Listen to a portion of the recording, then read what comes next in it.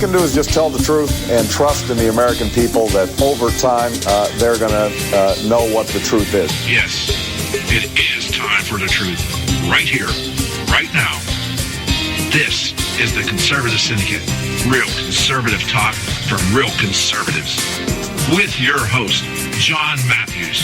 The latter-day prophet. Baying against the hypocrisies of our time. And Joe Akos. You want answers. I want the truth. You can't handle the truth.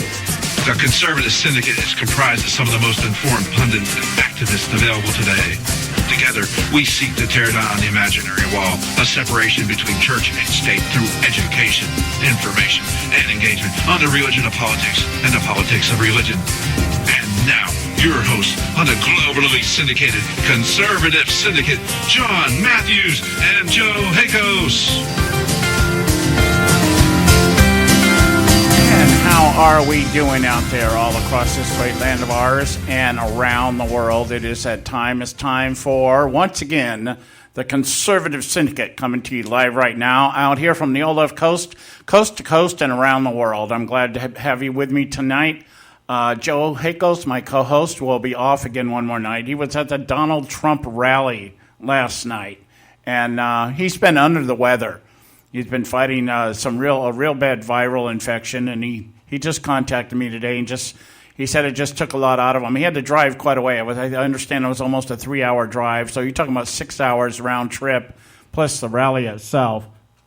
So I just told him, you know what, take the day off. We got a good show for you today. I got a couple of guests coming on today. We have, of course, our regular senior Tea Party panel member, Karen Sigmund. She'll be on with us the second hour.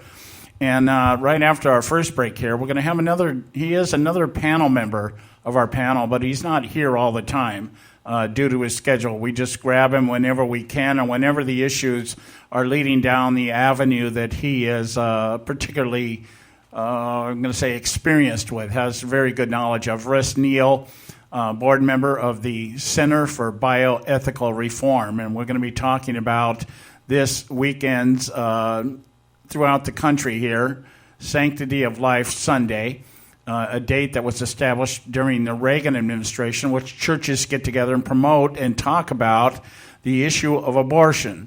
And so Russ has been very proactive in the abortion movement for quite a while, probably at least 30 years that I know of. He was one of the original chapter members of Operation Rescue, which was a very proactive, very active anti-abortion group back in the late, I believe, 80s and 90s, and has since taken a position with the Center for Bioethical Reform, another very proactive organization that really, I'll probably have him explain to you a little bit what they do. They are very in-your-face type of organization, and they do demonstrations, but they do it in a much different manner than a lot of people, and very effective, very effective. In fact, we'll give you the website out there. It's called abortionno.org, and you can go there and you can actually see the type of things that they do. Just very, very proactive, very in your face. And so he'll be with us after our first break here to talk about this Sunday's Sanctity of Life Sunday. I wanted to, in the moments I have today to open the show, I wanted to share something with you that I thought was really kind of funny. I don't know if you know who comedian Paul Shanklin is, but he is a satirist, I guess, in the light of people like Mark Russell, and he's very good at it. He likes to make songs up and taking well-known tunes and adding his own lyrics to it. And he put together something signifying, I'm going to play it for you here just in just a second here, just to open the show. This is Paul Shanklin's revised version of Barack Obama's State of the Union message. And it's so comical. It is so comical. I wanted to play it for you here as we open the show today. So it's about 2 minutes long, but you'll get a good kick out of it. So here is Paul Shanklin as Barack Obama and his condensed version of the State of the Union message. Now the honest, condensed version of the President's State of the Union speech. My fellow Americans, tonight marks the 8th year I've come to report the state of our union. I want to make it a lot shorter, so I'm going to focus mainly on my accomplishments. I don't want to talk about next year because it looks like things are getting pretty bad out there. So I want to talk about the next 5 or 100 years and beyond, long after anybody remembers that this mess was my fault. Now, there are those who have told us to fear the future, but it was in that spirit of change, panic, and uncertainty that we've made progress in the last 7 years, delaying the recovery, screwing up the healthcare system, and investing in my friends' green energy companies that went nowhere. And that's how we created less care and benefits for our troops waiting outside the VA for help. That's how we secured the freedom in every state to marry the person we love, who looks like a woman, dressed like a man, dressed like a woman. So there are 4 big questions we still have to answer. How do we give everybody a fair shot at opportunity and security in this new slow-ass economy? Because I still don't know how. Second, how do we make technology work for us and not against us, especially when it comes to solving climate change? Does NASA really have a weather machine or not? Third, how do we keep America safe and lead the world without actually doing anything? And how can we make our politics only reflect what's best in us and what's worse in Republicans? The reason a lot of people feel anxious is the economy has been changing in profound ways. Changes that started long before I got here. I'm talking about technology. Technology is the bad guy here, not me. So we really need to provide pre-K for all, including my vice president, who I just put in charge of curing cancer. I believe a thriving private sector is the lifeblood of our economy, but we can't let things get out of hand. Food stamp recipients did not cause the financial crisis. Yes, they did. The government did. And illegal immigrants aren't the only reason wages haven't gone up, but they are the main reason. And there you have it, Paul Shanklin's revised version of the State of the Union message just given a few days ago. I thought that was much better than me talking about it. I don't really have a whole lot to say about it. I talked about it a little bit yesterday, just in terms of the fact that it just seemed to be so somber. One of the things, I had mentioned yesterday, and it was confirmed today, I was just kind of sorting through some of the cyberspace things that are out there today. And one of the things that came to my attention, and one of the things I mentioned yesterday, was the particular somberness of the Joint Chiefs of Staff, the 5 military officials that make up the Joint Chief of Staff, and how they sat through the entire State of the Union message. You would have thought these people were auditioning for British guards in front of the palace or some Buckingham Palace. They were so somber, expressionless, no faces, no looks, no show of emotion. Even when the entire room stood up to applaud our military, they sat there somber, straight-faced, looking straight ahead. And I think that's so reflective. It was especially when Obama was out there trying to basically kiss their butts and tell them, how great the U.S. military is and has been and will always be. And even under his tenure, it got better, that kind of thing. And so I don't have a whole lot to say about it. You guys know what it's about. We probably could have all recited the State of the Union message ourselves. But I am going to talk a little bit today, especially when Karen Sigmund comes on from Rage Against the Media. We're going to talk about Nikki Haley's comments or her response. Now, there's been a lot being said about these subversive or hidden messages and what she was saying. For the most part, I didn't really pick up a whole lot of negativity. What I did pick up on was the attempt to deflect blame on the Republican Party by accepting blame. And I'll explain that as we get into our discussion today. So what we're going to do right now, we'll take our first set of commercials here. And when we get back, we should have Russ Neal with us by then. And we'll get into today's discussion. So stay with us right here at the Conservative Syndicate. We'll be right back. You can catch all our archives at theconservativesyndicate.net. The Conservative Syndicate. Real conservative talk from real conservatives.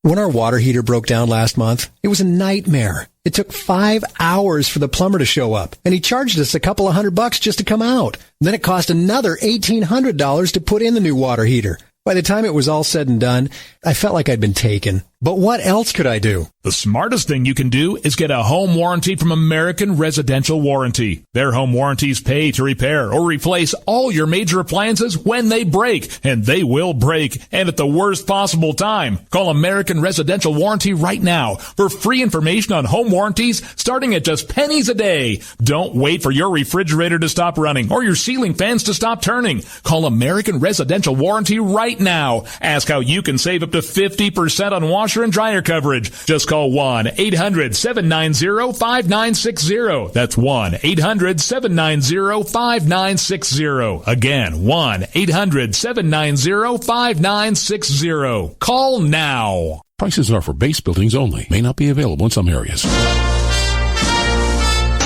Attention business owners, do you want a stimulus package that really works? Before you spend thousands of dollars more than you should on your next building project, listen to this. General Steel has a stimulus package designed to help you save as much as half the cost of conventional construction on your next building. As much as half. That's right. General Steel can save you thousands of dollars with a pre-engineered steel building designed for your business or church. How about a 50 by 100 foot building for under $30,000? So don't pay thousands more than you should without calling General Steel first and save as much as half the cost and time of conventional construction. With the projected demand for steel in Japan and China, prices may be skyrocketing. 877-927-3360. 877-927-3360. 877-927-3360. The time offer, 24-month commitment and credit qualification require cancellation fee, auto pay, and paperless billing and other restrictions apply. If you can't see the difference, why pay the difference? Switch to Dish for the best deal in entertainment.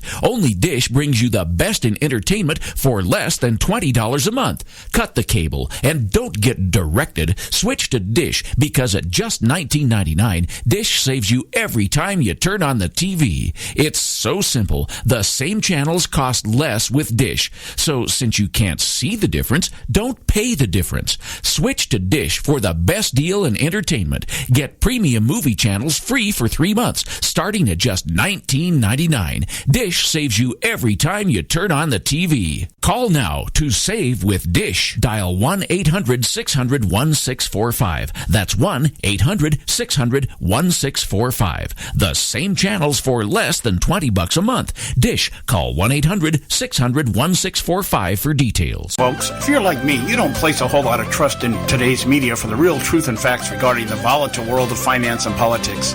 When I want the real scoop on money, I go to the most trusted source I know, my good friend and colleague, Bob Cardoso. Bob is a noted expert with a PhD in international finance who airs his nationally known, globally syndicated show, Robert Cardoso Live, daily, Monday through Friday from 4 to 6 p.m. Pacific Time. With Bob, you'll get the right information at the right time from someone who knows his business and can help you make the right decision concerning yours. Again, Bob airs daily, Monday through Friday from 4 to 6 p.m. Pacific Time. Visit his website at robertcardosolive.com for information regarding stations and topics. That's robertcardosolive.com. Check Bob out. You'll be glad you did.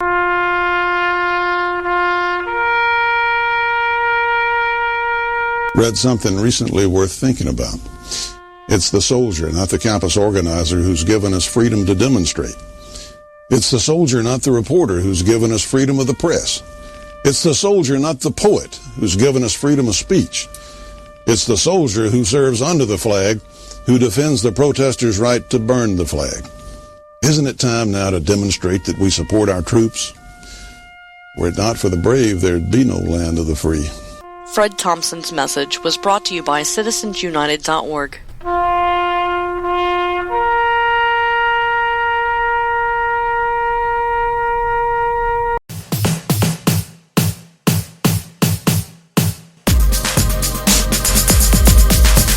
We're back, and you are listening to the Conservative Syndicate. If you think you tuned into MSNBC by mistake, well, quickly fix that for you. Hang around, you might actually learn something with us. I'm your host, John Matthews. Joe Hakel is my co-host. Like I said, we'll be off today. Spent almost the entire day and evening yesterday out the Trump rally out of Pensacola, Florida. And since he's been battling that viral infection in his lungs, he's just feeling very worn out, very weary. So just take the night off. He'll be back tomorrow and give us a report what went down in the Trump rally yesterday evening.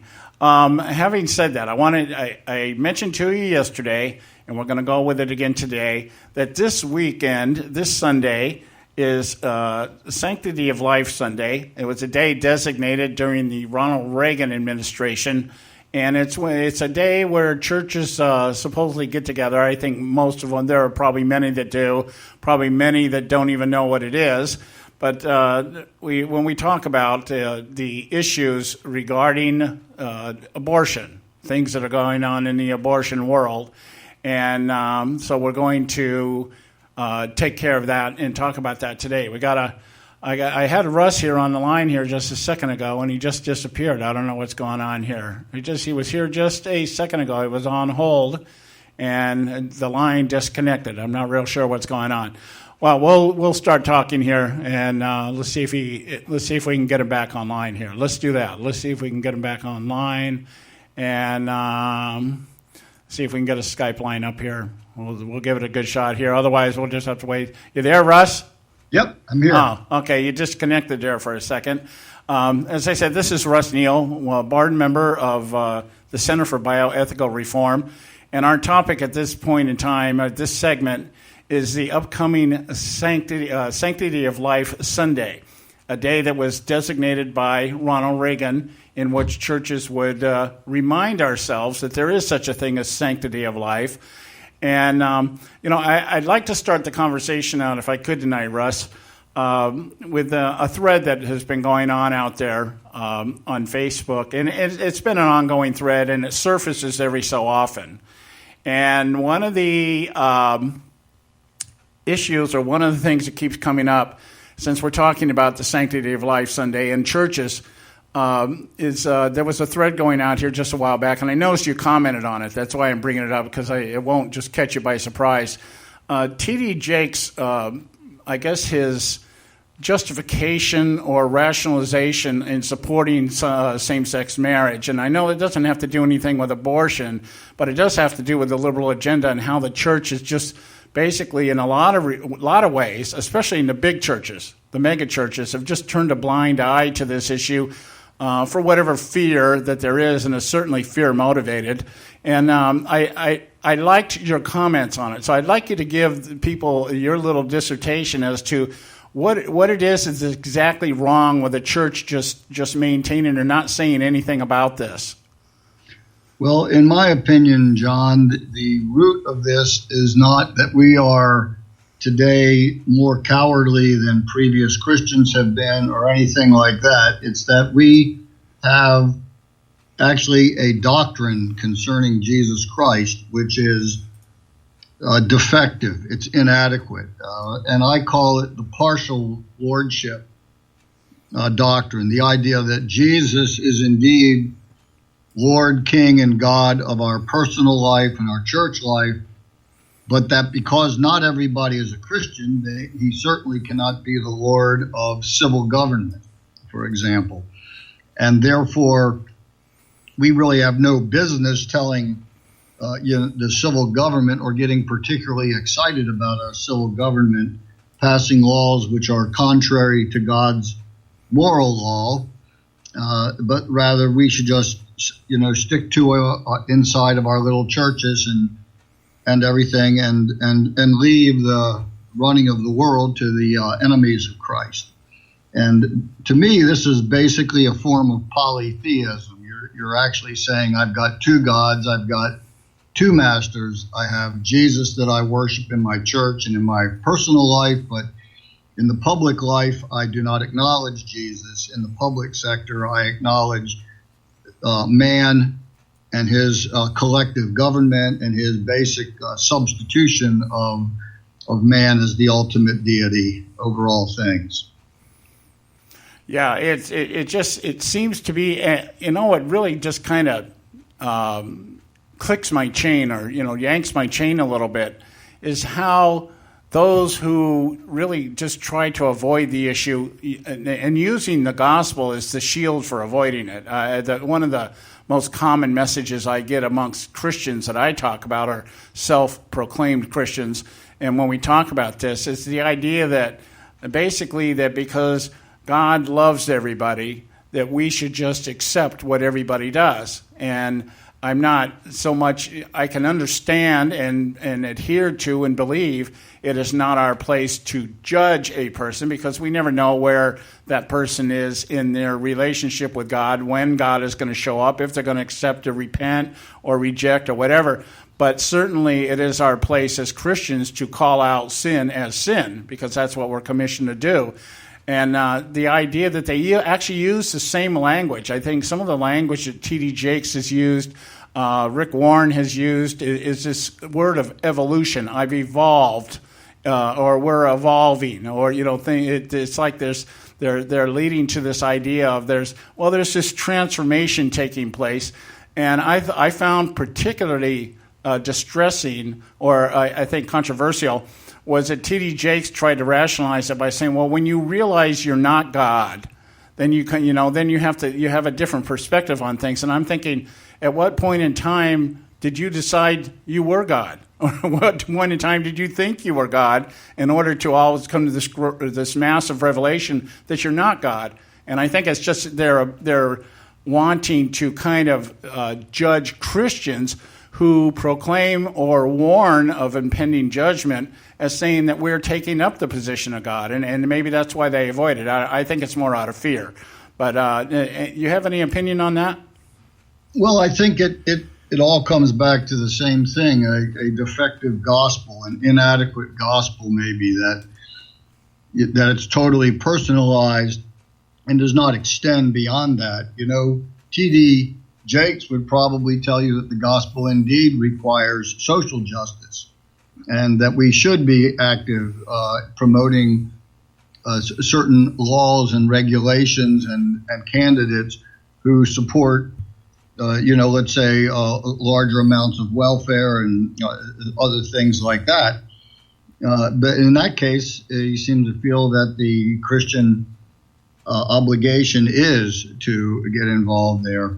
On the other case, when you talk about things like child killing or the desecration of the institution of marriage or other things like that, it's only then that they want to say it has to be hands off. I think they've got that from the inadequate idea, the idea that the gospel is really the gospel of the kingdom, and proclaims really that Jesus is Lord of all, including the public sector, to which has to be addressed in terms of its adherence to God's moral law, to righteousness and to justice in terms of God's law.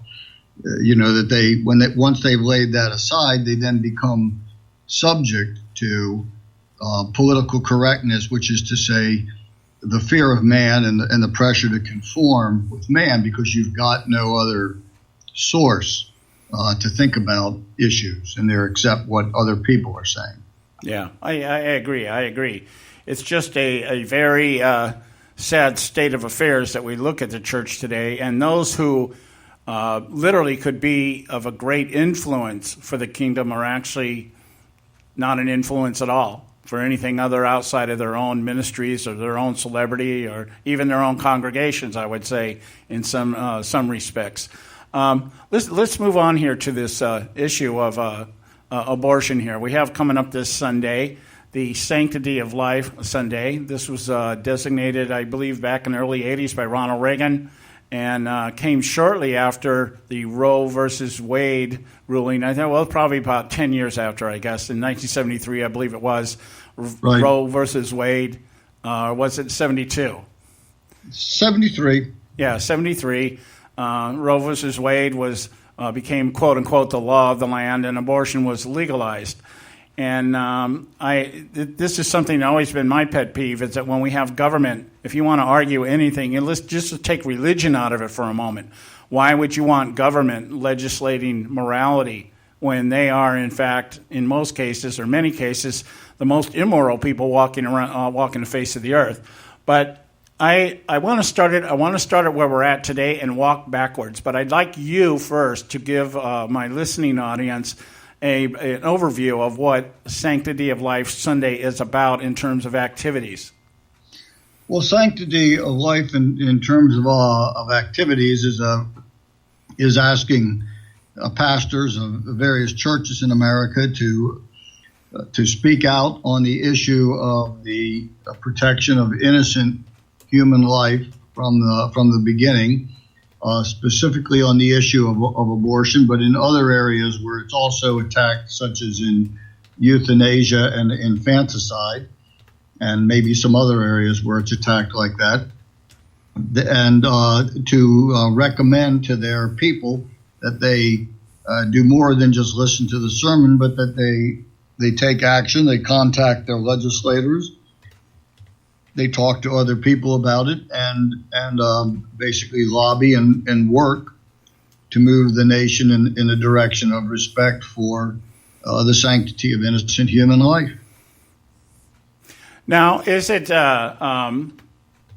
I guess when we're talking about this issue here, the evolution, like I said, we were just talking about the evolution in the homosexual agenda, and we see the same thing in abortion. There's been this evolution. The beginning of the whole argument about abortion was women's health.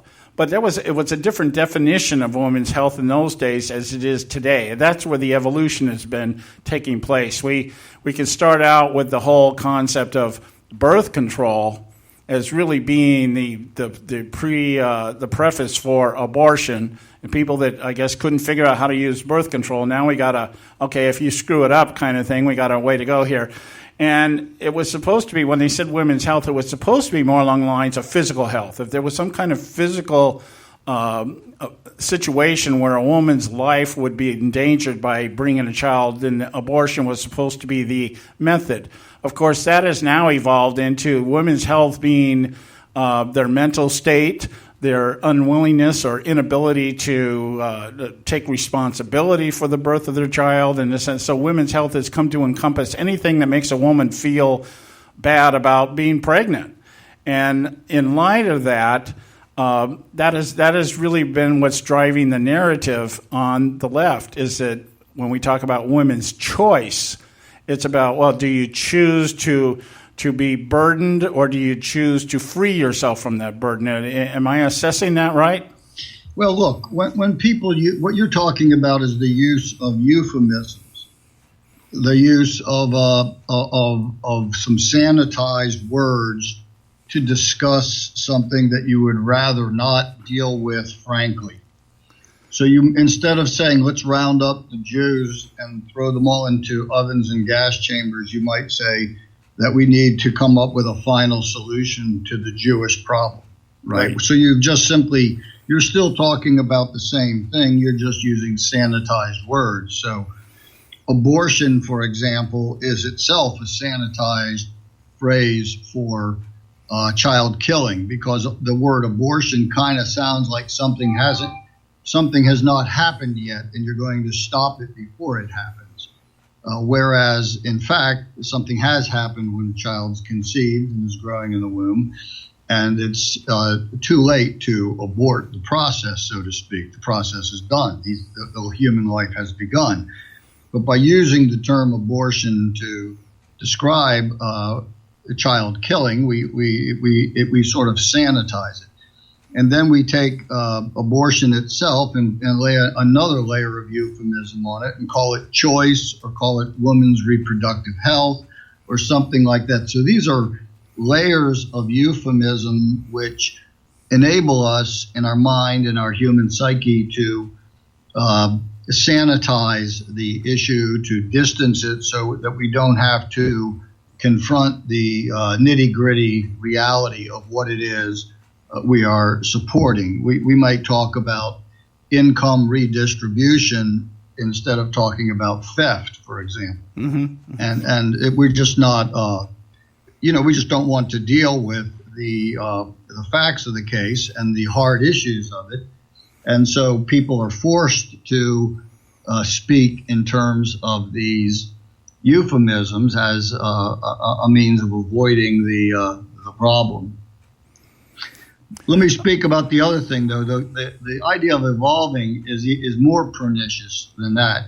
We always have used euphemisms to avoid dealing with hard topics. The idea that I am evolving on this issue, or that we are all evolving on this issue, and stuff like this is kind of a extrapolation of the Darwinian idea of evolution into one applying it to law, so that they view life not as being a fixed thing where cats give birth to cats and dogs give birth to dogs and on, but rather an evolution of life carries a mindset with it that says, well, laws and customs also need to evolve. There's no fixed principles in that area either. We used to say marriage was between a man and a woman. Well, now we can say it's between two men or two women, or whatever. And there's no line at which it can be drawn any longer, because everything evolves. So it's a very anti-biblical concept, whereas God says that He does not change, and that His laws stand forever, and that sort of thing, and His moral laws for man do not change. And the idea of evolution is used so that a man can escape from the law of God by saying, well, the law is evolving, and unfortunately, Pastor Jakes is under the influence of that form of thinking. Yeah, I get the context of it is that, just like everything else, progressivism, of course, is just another word for some type of evolution. So we've got to go to a break here. We've got with us Russ Neal from the Center for Bioethical Reform, and we'll continue our discussion here on Sanctity of Life Sunday coming up this weekend. Stay with us right here at the Conservative Syndicate. You can catch all our archives at theconservativesyndicate.net. The Conservative Syndicate. Real conservative talk from real conservatives. Limited time offer, 24-month commitment and credit qualification require cancellation fee, auto pay, and paperless billing, and other restrictions apply. If you can't see the difference, why pay the difference? Switch to Dish for the best deal in entertainment. Only Dish brings you the best in entertainment for less than $20 a month. Cut the cable and don't get directed. Switch to Dish because at just $19.99, Dish saves you every time you turn on the TV. It's so simple. The same channels cost less with Dish. So since you can't see the difference, don't pay the difference. Switch to Dish for the best deal in entertainment. Get premium movie channels free for 3 months, starting at just $19.99. Dish saves you every time you turn on the TV. Call now to save with Dish. Dial 1-800-600-1645. That's 1-800-600-1645. The same channels for less than $20 a month. Dish. Call 1-800-600-1645 for details. Attention taxpayers! If you've received a notice from the IRS or state, do not ignore it. It's also a big mistake to try and handle your tax problem on your own. If you owe back taxes, it's a fact that the government has the power to take everything you own, including your home, business, wages, savings, and your freedom. But here's the good news. There's a special toll-free tax hotline set up especially for you. This tax hotline will tell you about new programs that are geared to help you dramatically settle, reduce, or eliminate what you owe. But you have to call now. Take down this number or put it in your cell phone. But call 866-761-0959. 1-866-761-0959. When you call, you get free information on how you can reduce or eliminate back taxes, including penalties and interest. You can also be helped if you have unfiled returns, a tax lien, wage garnishment, bank levy, or if you've been entered into a payment plan but can't make the payments. Don't make the big mistake in thinking you can ignore or handle your tax problem on your own. You can stop the collection process immediately. Call this special tax hotline today for free info at 1-866-761-0959. That's 1-866-761-0959. 1-866-761-0959. Term life insurance. It can be a powerful way to protect your assets and your family. You work hard to earn and save your money to build a nest egg for the future. Don't let it get wiped out because you didn't plan ahead. Take the time now and make a small investment in $500,000 or more in quality term life insurance. Call the Term Lifeline and let us shop the best companies to give you the lowest rates. We specialize in policies of $500,000 and above. Ask about some of our 10 and 20-year fixed-rate plans with guaranteed rates. Call the Term Lifeline right now for your free insurance quote. 800-870-3609. 800-870-3609. You owe it to yourself to protect your family and your assets. Make term life insurance part of that plan. Call the Term Life line right now. 800-870-3609. 800-870-3609. Hey folks, if you're like me, you don't place a whole lot of trust in today's media for the real truth and facts regarding the volatile world of finance and politics. When I want the real scoop on money, I go to the most trusted source I know, my good friend and colleague, Bob Cardoso. Bob is a noted expert with a PhD in international finance who airs his nationally known, globally syndicated show, Robert Cardoso Live, daily, Monday through Friday from 4 to 6 p.m. Pacific Time. With Bob, you'll get the right information at the right time from someone who knows his business and can help you make the right decision concerning yours. Again, Bob airs daily, Monday through Friday from 4 to 6 p.m. Pacific Time. Visit his website at robertcardosolive.com for information regarding stations and topics. That's robertcardosolive.com. Check Bob out. You'll be glad you did.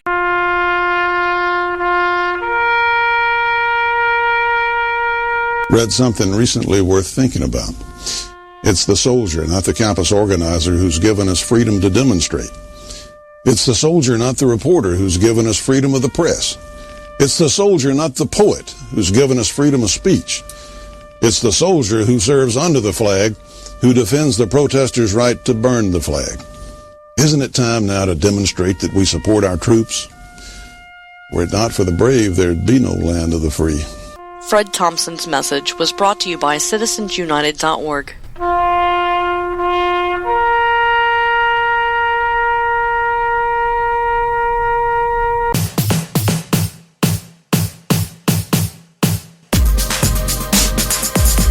We're back. You are listening to the Conservative Syndicate, Real Conservative Talk from Real Conservatives. I'm your host, John Matthews. My co-host, Joe Hickos, will be back tomorrow. Was at a Trump rally all night last night, a little under the weather, not feeling good. Just told him to wind down, and he'll be back tomorrow. Give us a report on what took place out there in Pensacola, Florida yesterday evening.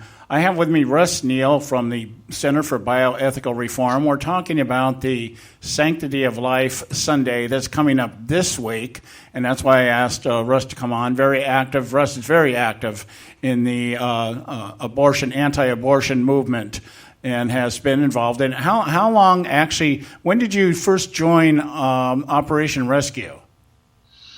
I guess that was toward the end of 1988. And I was there through most of 1989 with Operation Rescue in Southern California. Yeah. Okay. So he's been at it for quite a while, and I want to shift the conversation just a little bit because there's so many things outside of just the abortion itself that is really beginning to gnaw at me, and one of them is something that the left has been able to do very handily over the last 20 years. And that is to, I think, if we're going to be legalistic about laws and codes and things like this, it's how the left has been able to utilize the pulpit for propagandizing and sending out their message to their candidates and on their issues. But if somebody on our side of the aisle attempts to do that, we have mayors calling for copies of sermons, and they want to yank 501c status away from any church that takes a stand against any of these social issues that the leftists love and build their whole base on. And it came to light the other day that Planned Parenthood has made a $20 million contribution to Hillary Clinton's fund and actually came out and publicly endorsed her. Now, I started looking at the breakdown of how they could do something like this, and what they basically do is they start different arms. I believe the 501c3 is the service organization, and that organization could not do this. But they have also, what they have is they have a Planned Parenthood Action Fund, which is a 501c4, and that allows them to collect money and disperse donations. On top of that, they now have the Planned Parenthood, what's the other one here? What was the other? Well, the Action Fund was created for the purpose of battling this issue of wanting to defund Planned Parenthood. So they've gone into overdrive. They've started a website, and now they're becoming politically active. And on their website, they actually include all the various social issues, as that's what they're doing. They're advocating for legislation, not only on things like Planned Parenthood and abortion, but on Obamacare, sex education, and the same-sex marriage issues that are also out there. So they're kind of joining forces with other grassroots organizations, as they refer to themselves. I'm wondering, how is it, or what do you see? I'm sure you're not any more happy with it than I am, but how do they get away with this? Well, having a 501c3 and a 501c4 and is actually pretty common for people on both sides of these issues in the tax code. It's pretty clear. I mean, as long as you follow their rules, it's permissible. Money which is contributed to has to be sent to different ones, right? If you send them a check to their 501c3, it's tax deductible. If you send them a check to their 501c4, then your contribution is not tax deductible. That's a standard part of the tax code. So it's just a matter of whether if you can get people to contribute to a 501c4 and not care about the tax deductions, you can basically do whatever you want. Right. Pretty much. There's some restrictions on them, but yeah, pretty much. And this coming from the ideological position on their side that things like super PACs are detrimental to the election process system, when in fact these are actually super PACs. Well, I mean, they'll talk out of both sides of their mouth, but there's the FRC and FRC Action are the same thing. FRC is on our side is a C3 and FRC Action is a C4. So, I mean, everybody, there's that's not anything spectacular that they have two groups. That's pretty common. What's more to the point is, how they're able to prevail so much in the public mind. And that, in my mind, goes back to the fact that the church articulates an inadequate confession of the lordship of Jesus. Mm-hmm. And when you have Jesus limited to your personal life and hold the position that Jesus has nothing to do or nothing to say about what happens in terms of our laws, and that there's no downside for America if we decide to defy God's moral law in the public sector and the area of law. If that's the confession of the church, then who is there to oppose it? You almost cannot fault Planned Parenthood for being consistently on the side of the devil. You really have to fault the church for being inconsistent on the side of Jesus. Mm-hmm. Well, I think the thing that we did a whole week on Planned Parenthood when this baby organ harvesting scandal broke. And one of the things that we came up with, one of the things we were able to deduce out of our research is that what you have here is you have government funds, taxpayer money, being funneled into a nonprofit like Planned Parenthood for the purpose of, quote unquote, providing health care services. But then that money is somehow making its way back into the campaign chest. And it looks like what we have here, not necessarily, I'm not saying that they're taking, say, 10 cents of every dollar that's giving to Planned Parenthood and funneling it into a campaign. But they can go to the same people or the same people that like a Hillary Clinton or Barack Obama and say, you know what, we need organizations. Let's go to the same people that we get our campaign money from and have them dump money into something like an action committee for Planned Parenthood, who then can turn around and basically launder it and send it back into the campaign chest. So it seems like, to me, a money laundering operation. Look, well, once again, John, the potential for that lies on both sides, because both sides can put up 501c3 and like, for instance, I could start a 501c3 and a 501c4, and I could, as the director of both of them, I could derive 50% of my money from leading one organization and 50% of my income from the other organization. And then just declare that I'm spending 50% of my time on this and 50% of my time on that. But how do you know where I'm spending my time, right? So there's that problem, and that's just kind of inherent to the situation.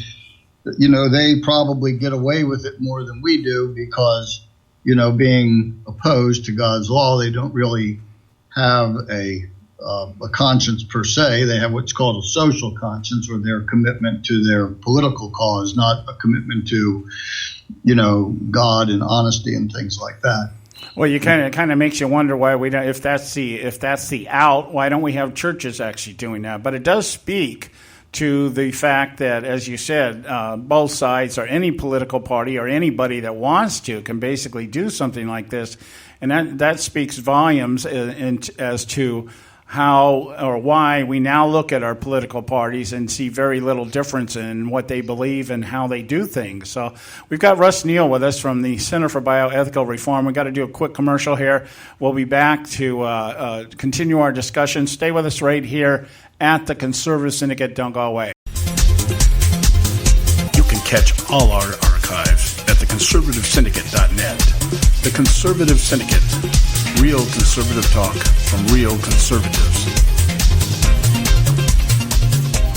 Term life insurance. It can be a powerful way to protect your assets and your family. You work hard to earn and save your money to build a nest egg for the future. Don't let it get wiped out because you didn't plan ahead. Take the time now and make a small investment in $500,000 or more in quality term life insurance. Call the Term Lifeline and let us shop the best companies to give you the lowest rates. We specialize in policies of $500,000 and above. Ask about some of our 10 and 20-year fixed rate plans with guaranteed rates. Call the Term Lifeline right now for your free insurance quote. 800-870-3609. 800-870-3609. You owe it to yourself to protect your family and your assets. Make term life insurance part of that plan. Call the Term Lifeline right now. 800-870-3609. 800-870-3609. Hey folks, if you're like me, you don't place a whole lot of trust in today's media for the real truth and facts regarding the volatile world of finance and politics. When I want the real scoop on money, I go to the most trusted source I know, my good friend and colleague, Bob Cardoso. Bob is a noted expert with a PhD in international finance who airs his nationally known, globally syndicated show, Robert Cardoso Live, daily, Monday through Friday from 4 to 6 p.m. Pacific Time.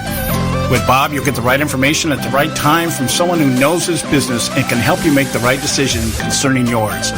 Again, Bob airs daily, Monday through Friday from 4 to 6 p.m. Pacific Time. Visit his website at robertcardosolive.com for information regarding stations and topics. That's robertcardosolive.com. Check Bob out. You'll be glad you did.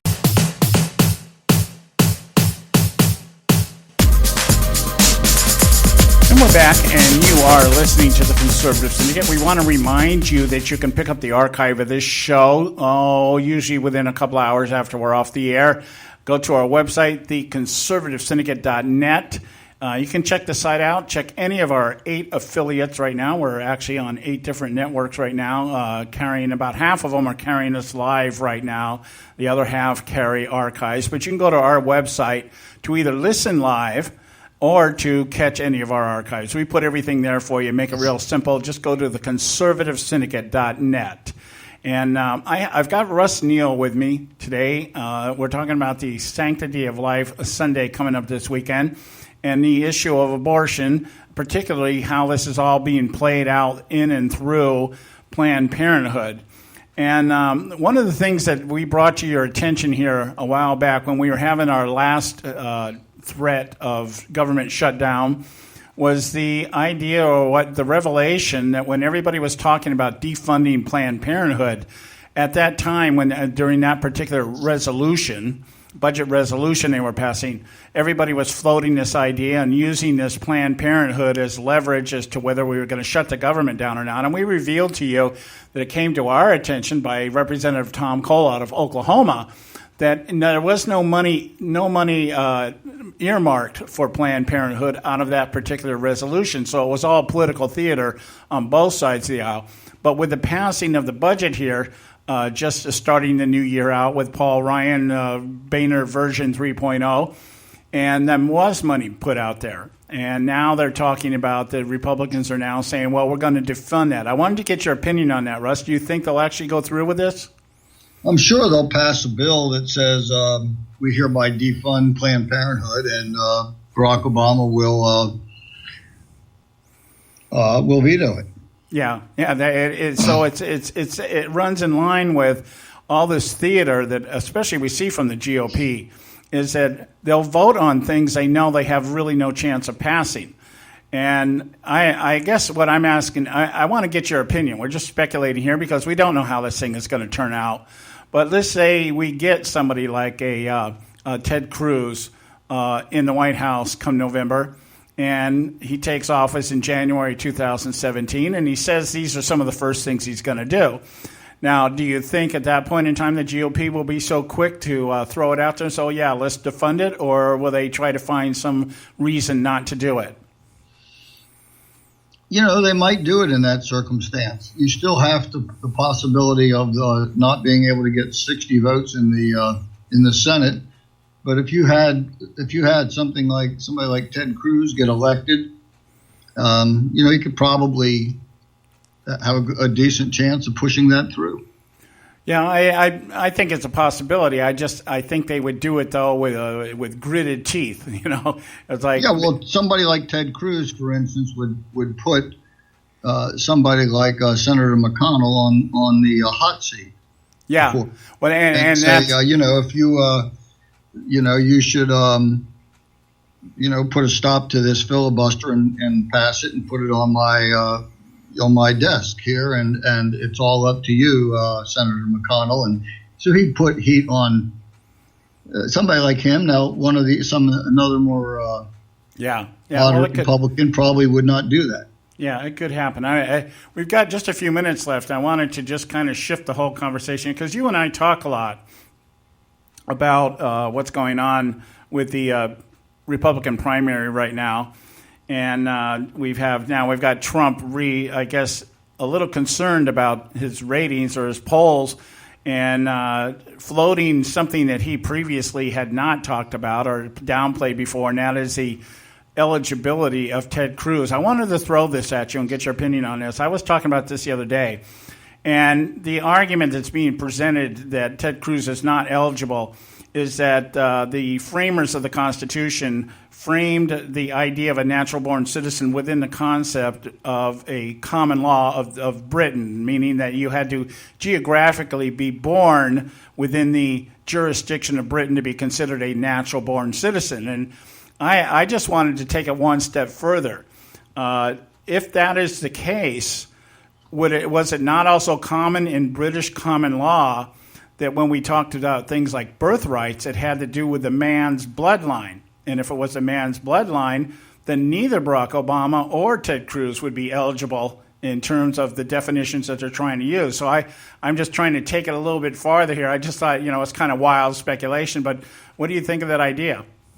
Well, I think the idea that you inherited the father's name and estate and everything as being the firstborn son and that sort of thing was one thing that was common at that time. I don't know that ever went to the question of citizenship in there. The reading I've done on this indicates that it's not cut and dried, and that there was not a real clear definition of what the framers meant by that. It's open to argument, and I am of the opinion that if somebody is a U.S. citizen when born legally and did not need to be naturalized, then they qualify as a natural-born U.S. citizen for purposes of the Article 2 qualification.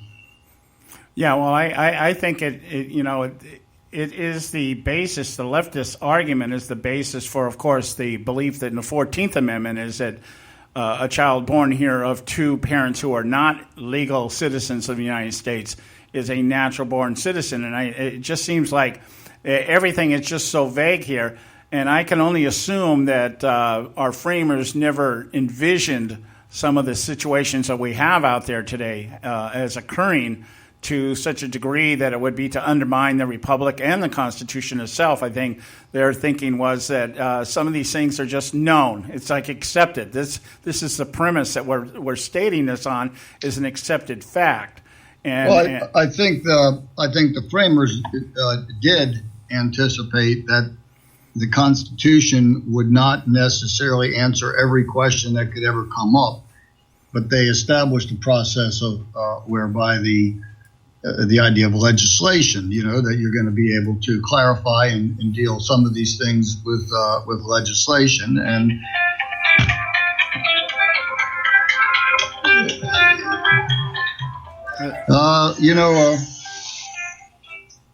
have you ever had a cell phone before? Was that somebody's cell phone? That was my cell phone. Just okay. I apologize for that. But the problem is that all these things come is that we've gotten in the habit of letting it all go to the Supreme Court as the great oracle to decide all the questionable issues that come up. And the problem is that more of these things should be decided by Congress doing legislation under the normal course of the design of the Constitution. The idea that the Constitution established, the Supreme Court as demigods or philosopher kings or something, to tell us what the Constitution meant. In other words, the idea that there's a Constitution that tells us what the Supreme Court is, and then there's a Supreme Court that tells us what the Constitution is kind of a really bizarre idea, but it seems to prevail in a lot of people's minds now. Okay, we are out of time, Russ. I wanted to give you a few moments here to plug your book. Russ wrote a book called Empire, The Coming Christian Conquest of the World, which is still out there, and just one of the best books I've read on what do you want to call it, religion and government, I guess. Everything, on all things, yes. Tell people the how they book can is find available at a website called EmpireTheBook.com. All right. EmpireTheBook.com, and it expands on this thing I've been talking about the total lordship of Jesus and his intention to subdue the world through the action of the Holy Spirit in the church. Okay, and we do have a link to Russ's book. If you go to our resources on our website, theconservativesyndicate.net, pan down about halfway down our homepage, you'll see a link there that'll take you right to EmpireTheBook.com. So thanks again, Russ. I really appreciate you taking time to come on. Okay, thank you, John. Okay, guys, it's top of the hour here. It's time for the Edwards Notebook, and then we got to pay some bills, and we'll be back. Karen Sigmund will be joining us second hour. Stay with us right here at the Conservative Syndicate. Don't go. Does President Obama really believe that violence would be reduced by restricting our right to own and bear arms? Hello, I'm Ron Edwards. On today's page from the Edwards Notebook, during President Obama's recent crocodile tears press conference, where he announced his executive action to further restrict gun sales and ownership, he feigned concern about the victims of Sandy Hook, or so it seems. The president expressed his concern about gun violence in America. To really get his point across, he even misled the American people by saying that the United States was the only advanced nation to suffer horrific gun-violent events. I guess he forgot about the recent terrorist attack in Paris, where numerous unarmed citizens were gunned down by worshippers of Allah. Unfortunately, if every gun were taken from law-abiding sovereign citizens, violence would not cease. In fact, it would dramatically increase. First of all, because more unarmed Americans would mean more potential victims for terrorists and other thugs who prey on those they perceive to pose the least resistance. Mr. President, it will take a change of heart amongst those seeking to kill, steal, and destroy to reduce violence, not taking away our God-given right of self-protection. I'm Ron Edwards.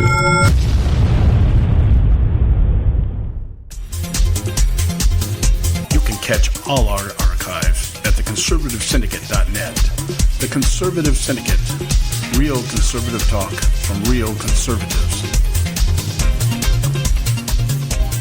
When our water heater broke down last month, it was a nightmare. It took 5 hours for the plumber to show up, and he charged us a couple of $100 just to come out. And then it cost another $1,800 to put in the new water heater. By the time it was all said and done, I felt like I'd been taken. But what else could I do? The smartest thing you can do is get a home warranty from American Residential Warranty. Their home warranties pay to repair or replace all your major appliances when they break, and they will break, and at the worst possible time. Call American Residential Warranty right now for free information on home warranties starting at just pennies a day. Don't wait for your refrigerator to stop running or your ceiling fans to stop turning. Call American Residential Warranty right now. Ask how you can save up to 50% on washer and dryer coverage. Just call 1-800-790-5960. That's 1-800-790-5960. Again, 1-800-790-5960. Call now. Prices are for base buildings only. May not be available in some areas.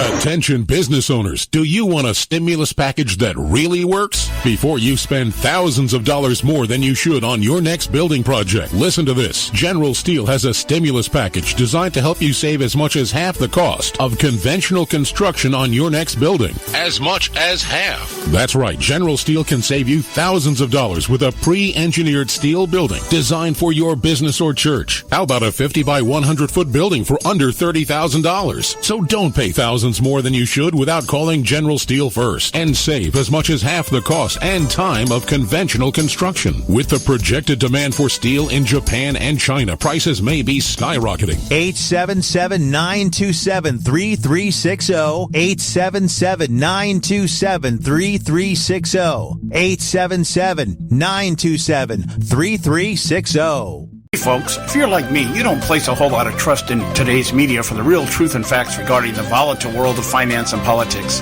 When I want the real scoop on money, I go to the most trusted source I know, my good friend and colleague, Bob Cardoso. Bob is a noted expert with a PhD in international finance who airs his nationally known, globally syndicated show, Robert Cardoso Live, daily, Monday through Friday from 4 to 6 p.m. Pacific Time.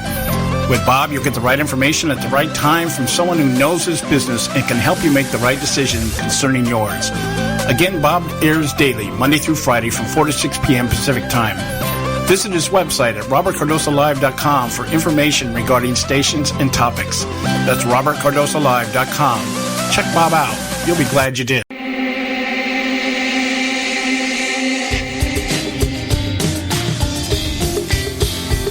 Hey, all you can do is just tell the truth and trust in the American people that over time they're going to know what the truth is. Yes, it is time for the truth. Right here, right now. This is the Conservative Syndicate. Real conservative talk from real conservatives. With your host, John Matthews. The latter-day prophet. Saying against the hypocrisies of our time. And Joe Hakos. You want answers. I want the truth. You can't handle the truth. The Conservative Syndicate is comprised of some of the most informed pundits and activists available today. Together, we seek to tear down the imaginary wall, a separation between church and state through education, information, and engagement on the religion of politics and the politics of religion. And now, your host on the globally syndicated Conservative Syndicate, John Matthews and Joe Hakos. Hey, we're back, and this is hour 2 of the Conservative Syndicate. Thanks so much for joining us. We're glad you took the time to join us. We got a lot going on, still left to go on in the show today, and I hope you enjoyed that interview with Russ Neal from the Center for Bioethical Reform. I don't think we give enough time on just discussing the moral side of these things. And because of that, they tend to get too political sometimes. We are more concerned about the influence on lawmakers than we are about the families affected by such a thing as an abortion, and we lose track of that. And so the Life of Sanctity Sunday is supposed to bring everything back to its proper place, and that is understanding that we're talking about human beings here and their right to life, according to our Constitution. Life, liberty, and the pursuit of happiness, life being at the first and foremost, and the idea that the choice to terminate the life of a child is considered a right is a pure bastardization of what the Constitution, what our framers meant by the words that they chose carefully to explain and describe what type of republic we're supposed to have. Now, Karen Sigmund will be with us after our commercial break here, but I wanted to, since we got the GOP primary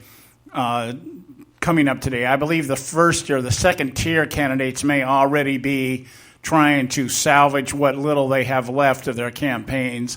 There is an issue here that I think is so demonstrative and so, it illustrates so well what we've been talking about for quite a while now on this show, and that is how the RNC is trying their best to manipulate the results of the primary in their favor and trying to do it without appearing to do it.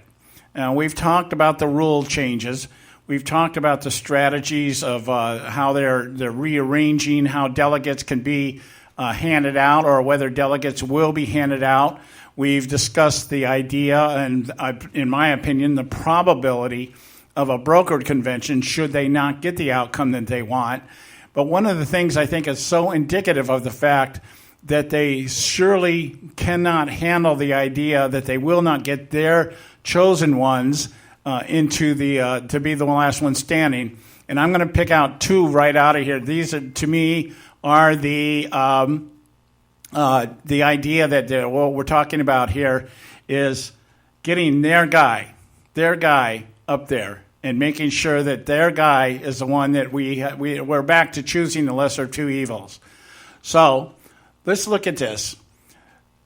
If you're aware of what's going on here, Rand Paul and I believe Carly Fiorina have been regulated or they've been set down. They've been sent down to the minors, okay? Carly Fiorina began on the second tier, rose to the top. Her campaign took off shortly, and then she went back down to the second tier. So she's in that. If they're debating right now, she would be amongst that group of people here. And, of course, the other one would be Rand Paul, has dropped down to the second tier. Now, the criteria for this, and this is what upsets me, but this is what demonstrates so well what's going on here. When you look at the polls, and that's what they're supposed to be basing things on. Now, I could understand this if we were dealing with MSNBC or CNN or PBS or NPR or any of these other people that love to do whatever they can to sway the results the way they want. Now, we've noticed here in the polls, I'm looking at a Reuters poll that came out today. But anyway, the criteria for this debate was supposed to be the top, I believe it's the top 6 candidates in the polls. And when we look at the poll numbers, what we find is that John Kasich is at about 2% popularity poll. Rand Paul is at 3%. Carly Fiorina is at 3%. But yet John Kasich is allowed to stand on the stage tonight on the first tier, while Carly Fiorina and Rand Paul are sent down to the minors on the second tier. Now, if the criteria is what they were saying, based on the criteria, Rand Paul and Carly Fiorina should be on the main stage, and it should be John Kasich sent down to the minors. But John Kasich is one of the people the establishment would love to have up there. The 3 people that the establishment would love to have up there in this order would be Jeb Bush, John Kasich, and if it really came down to it, perhaps Marco Rubio. They could deal with a Marco Rubio. So what we see here is an intentional displacement based on what they have determined rather than the criteria which they have established. Now, if you wanted to say, okay, you've got to have 4% or more to stand on the main stage. Well, then Fiorina, Rand Paul, and John Kasich should all be taken down to the second tier. In fact, Mike Huckabee has a higher popularity rating than John Kasich. And so he should be up there also. Okay, so what we see here is an intentional, and what I'm getting at is I would expect this from the leftist media. But Fox News, this is a Fox News debate, and it is their criteria which they established. And so what we have here is a deliberate attempt by the media to alter the debate based on what they want the debate to be about. And that is to have somebody like a John Kasich or a Jeb Bush. Now, another part of this thing is up until today, Jeb Bush was down at like 4 or 5%. He would have been borderline. He was down there with Chris Christie, down at 4%. He was down in that area, 4 to 5%, depending on what polls you looked at. Well, all of a sudden today, Jeb Bush is at 10%, according to this Gallup poll that was reported on Reuters today. So what we have is another manipulation of number, because no other polls show that. All other polls show the highest they show Jeb Bush is at 6%. He's between 4 and 5. Some of them show him at 6. All of a sudden, he gets this magical double-digit popularity rating. Now, tell me that is engineered to try to make give the impression that Jeb Bush is on the rise. He's at 10%, and they got Ben Carson 11%, and they've got Marco Rubio at 6%. Well, Marco Rubio last week was at 10%. Bush was at 6%. How did this happen? Well, it was probably a manipulation of the poll questioning or something. Here's the other side of this thing, this poll that came out of Reuters today. 575 Republicans. That's how they said. We polled 575 Republicans. That's not even a good number to poll.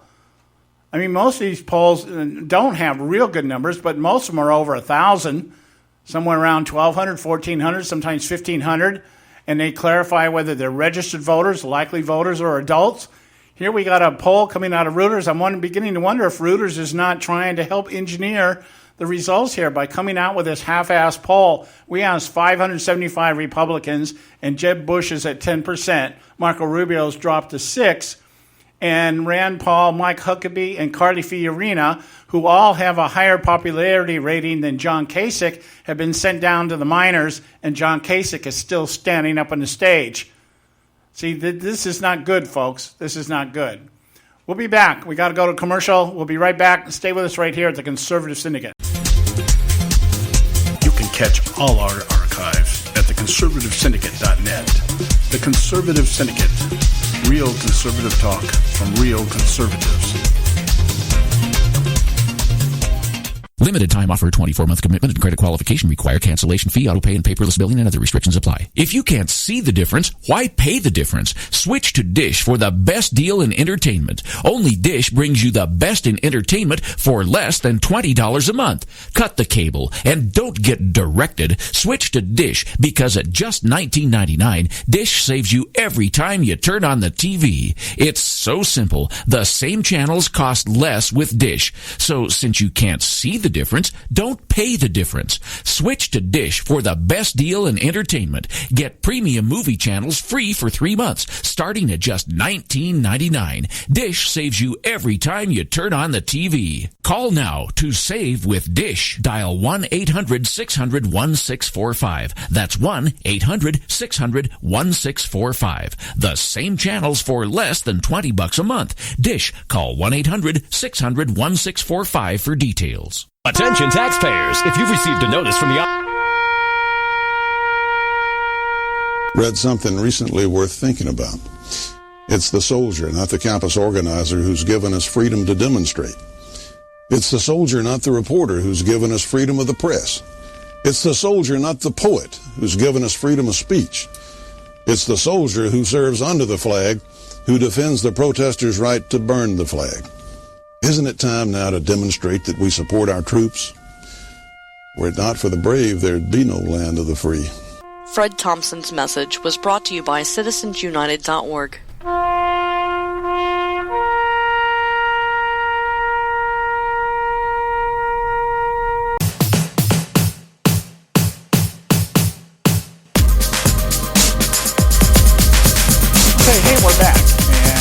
Welcome back. You're listening to the Conservative Syndicate. I'm your host, John Matthews, along with my co-host, Joe Hakos from Dry Report, who's off today after attending the Donald Trump rally yesterday evening in Pensacola, Florida. And he'll be back with us tomorrow. I want to continue our discussion here on what's going on here at the GOP debate today. I understand I imagine if I check the feeds out there, I think the first tier or the second tier GOP debate is probably underway, if not going to be underway here. I don't even know. I don't even follow the second tier because it's not even worth the effort. It's not even worth the effort here. Let's just look out here real quick here and see if we can find something that tells us exactly what's going on. But my big complaint here at this point is the fact that Fiorina, Huckabee, and Santorum, I guess they've already finished. They're already talking about who finished it, who won. But the fact that Fiorina, Huckabee, and Rand Paul all had higher popularity ratings, according to the Fox News criteria, they were picking the top popularity ratings, and I guess they had a cutoff point, and they said Rand Paul didn't make the cut. But Rand Paul has a higher popularity rating than John Kasich, and yet John Kasich is on the stage, and Rand Paul, Carly Fiorina, and even Mike Huckabee had higher ratings than Kasich, and they were sent down to the second level. So this is just more indications, or much more indication here, as to how this thing is being played out and orchestrated by the RNC, and it's despicable. It's just totally despicable that this is what we're dealing with at this point in the game. Everything they could do to make sure that, and again, elevating Jeb Bush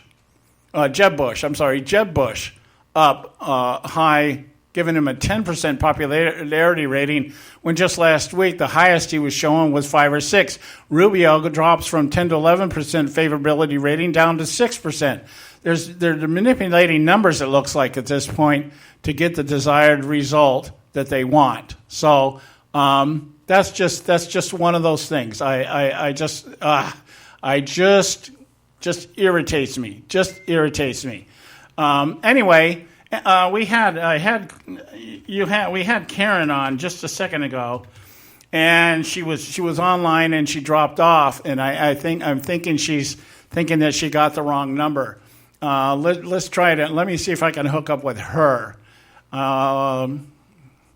We're going to have to hang that up because she was calling in from Skype, or she's calling in on her phone. And anyway, hang on. I'm gonna send her a little message here. And okay, we've been going back and forth all day. She was not feeling good. And so I didn't think she was going to come on, but she just tried to call. So let's see if she calls back. But anyway, this whole idea of popularity ratings and then changing the criteria, and I can't help but believe this poll that came out by Reuters was somehow manipulated. How did Jeb Bush pick up 4 points in a poll in 2 days, and Marco Rubio drop 4 points? And so what's going on here? She keeps dropping off here. Let's see if we can get her back here. Let's see if I can get her back on the cell phone here. And let's see if we can get her back up here. I don't know what's going on here. Okay. Well, anyway, so that's what we're dealing with. We're dealing with, I think, a manipulation here. And we're going to... Hey. Ah, there you are. Here I am. Okay. All right. This is Karen Sigmund from Rage Against the Media. And I was just sitting here talking about, I guess the second tier debate has already ended. I didn't even know when it was starting today. It was so irrelevant to me. I wasn't even paying attention to it. Yeah. But I was talking about the fact that somehow in 48 hours or in 24 hours, Jeb Bush went from about a 4 to 5% favorability rating up to 10%. Marco Rubio drops 4 points. John Kasich remains on the main stage, even though his favorability is a percentage point under Rand Paul, Carly Fiorina, and even Mike Huckabee.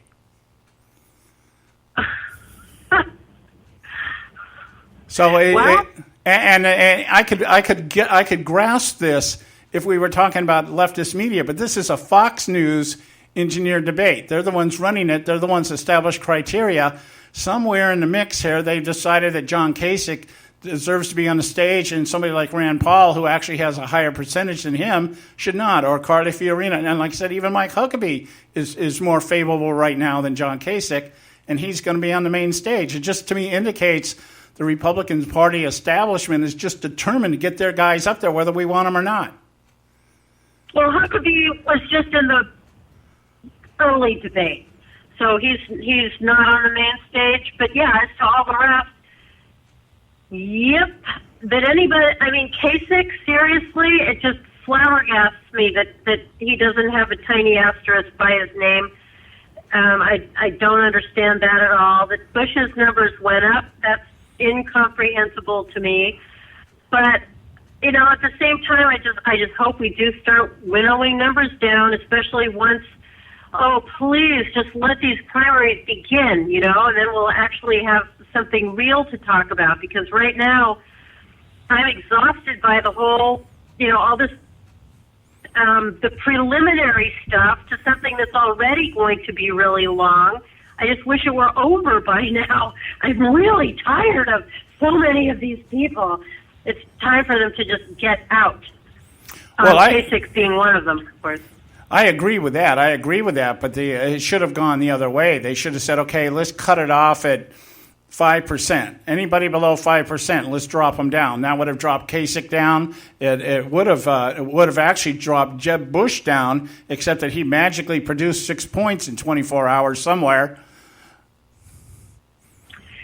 Well, I don't know that it's the poll from yesterday that determined, right? It was a collection of polls, the average of polls. So I don't know that one's going to. I don't know. I just think, how many are we going to wind up with on the main stage later? 7? Yeah, I believe it's. Well, I think it's 6. I think they're down to 6, which I'm okay with them saying, hey, let's cut people off and let's get fewer people on the main stage. I'm a little irked by the fact that the criteria that they established is not being followed. Is that they're saying they're making special dispensation for somebody like Kasich, and taking out Fiorina and Rand Paul. I'm just let's be fair about it. You know, if you're gonna drop Fiorina and Rand Paul, then you should have dropped Kasich also, because he was at a lower rating. That's my point. It's in line with what you're saying. Yeah, we need to get. Yeah, you're going to make rules. Follow your rules. Yeah, you make the rules, you drop them, or you follow them. But it just seems that, again, I don't know. I'm beginning to think that maybe Fox News is nothing more than an operative for the RNC. I just don't see the fairness there, and it's like they're doing everything they can. But it is what it is. I mean, we got to deal with it how it is. I wanted to get. You think the RNC likes Kasich? I don't know that anybody particularly likes Kasich. I really, he's just a big question mark to me. I don't know that the RNC wants him particularly. There was a time when I thought they might, that they saw him as a viable alternative to Bush, but they've got to not be thinking along those lines anymore. Yeah, I know. Anyway, I was of the same mindset with Walker. At the beginning, I thought Walker was the guy, and boy, I lost that one real fast. Okay, on another note here, the State of the Union message the other night, Barack Obama, was totally predictable, extremely boring, and really inconsequential to anything that's going on. And a lot of attention is being focused on Nikki Haley's response for the GOP party. Now, I want to start out by saying this, and I'm going to ask you to comment on it. I know you're playing catch-up right now because of your schedule. Yeah. But I didn't really find anything in her response that I thought was really bad. Other than the fact that she actually tried reverse psychology on people by saying, well, we Republicans have to take our share of the blame. I almost thought that was almost like a tactic, like, yeah, we hear you. We know that we're not doing our job. And we've got to do that. It's almost like listening to Mitch McConnell say, well, once we get the White House, we'll actually be able to do something. That I took it in that light. But all this little secret code that everybody's trying to make out, that she was after Trump and Cruz and everything, although she said in an interview that that's who she was speaking about, I didn't detect that at the surface. I thought her response, for the most part, was pretty well framed as to what they're supposed to do. Now, whether they're going to do it, I don't know. But I thought it was a pretty decent response myself. I agree. As to your first point about we're partly to blame, I didn't see that was in keeping with the Mitch McConnell establishment line of, we're, our fault too. I saw that more as an anti-establishment thing to say. That, we are in part to blame because we haven't been a good enough opposition.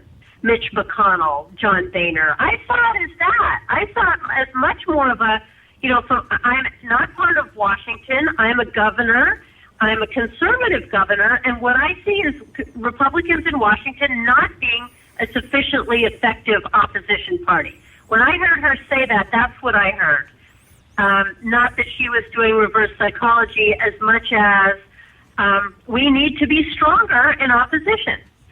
And, yeah, I totally agree with that. I also agree with you. I did not hear this as specifically against Trump. She may well have meant it. And a lot of people took it as that. I think she voiced the concern that a lot of Republicans have that we are being hijacked by rhetoric that is inspired by hate and anger. And while I feel a lot of anger, I don't think that's a useful emotion to guide what we do. I think it's useful to help energize us and then to think things through given how things are. But I don't know that we need to ride that wave of anger. We should harness that anger to do the right things. But anger in itself, just like it's not money that's the problem, that's the root of all evil, but the love of money that's the problem. I think the same thing with anger.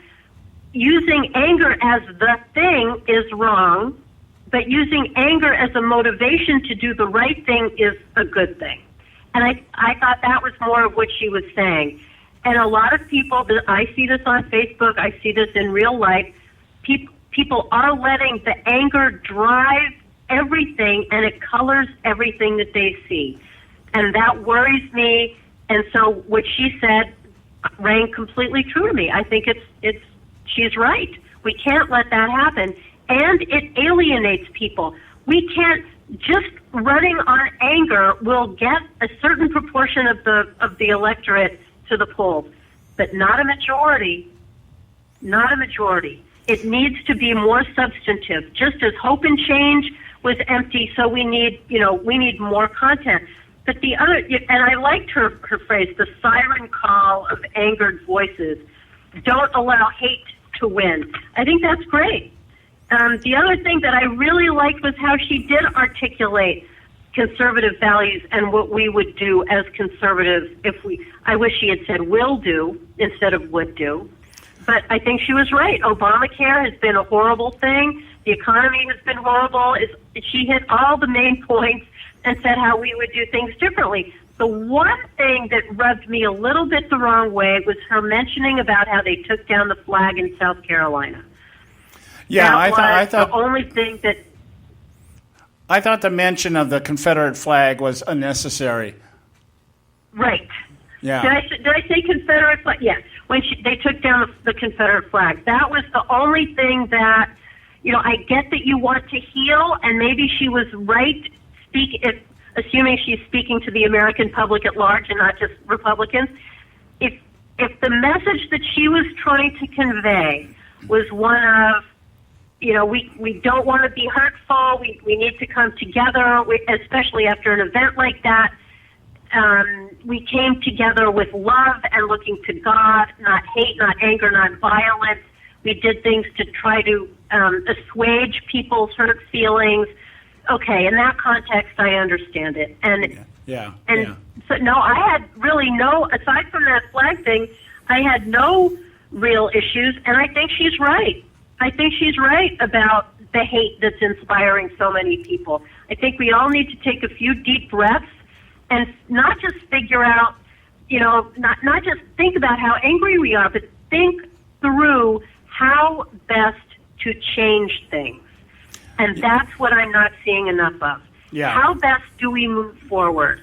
And a lot of that was a great question at the earlier debate, and it's a question that I'm sure is going to come up at the next debate. How do we move forward? And if your only way is just to spew hate and anger, that's just not a way. That's not a way to move forward. Right. Every time I listen to that rhetoric, it just... Yeah, I think will be a small cadre of people you inspire, but you're going to alienate everybody else. Yeah, you have to. I think it has to, the reference to anger has to be framed within a person's perspective. Like I happen to think that, she refers to anger as the loudest voice, in terms of meaning people are you're just shouting emotionally. That's not necessarily the case. And the truth is whether she is right or not, we cannot deny the effect that Trump is having on this election cycle, and it is based on anger. So if the anger, as you said, results in initiating something that happens that brings about the beginning of a change and return to what makes the country work, then I'm all for it. Again, I'm not. I don't think Trump is the answer. I'm just glad right now that he's got control of the narrative, which I think is essential to, at least as a starting point. It's somewhere we can start. We got to go to a break here. When we come back, we'll continue our discussion here with Karen Sigmund, Rage Against the Media. I want to give her a chance to catch her breath here because I know she's frayed at the edges. So, stay with us right here at the Conservative Syndicate. We'll be right back on Moments of Madness.